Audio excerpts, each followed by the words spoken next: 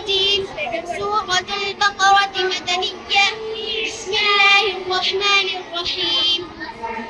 وإذ قال إبراهيم رب اجعل هذا بلدا آمنا وارزق أهله من الثمرات من آمن بالله واليوم الآخر.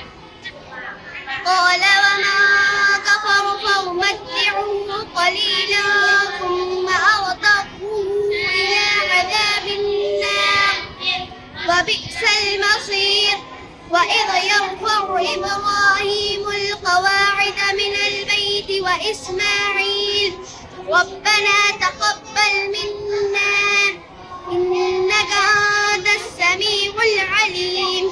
ربنا واجعلنا مسلمين لك ومن ذريتنا أمة مسلمة لك وأرنا مناسكنا وتب علينا إنك أنت التواب الرحيم.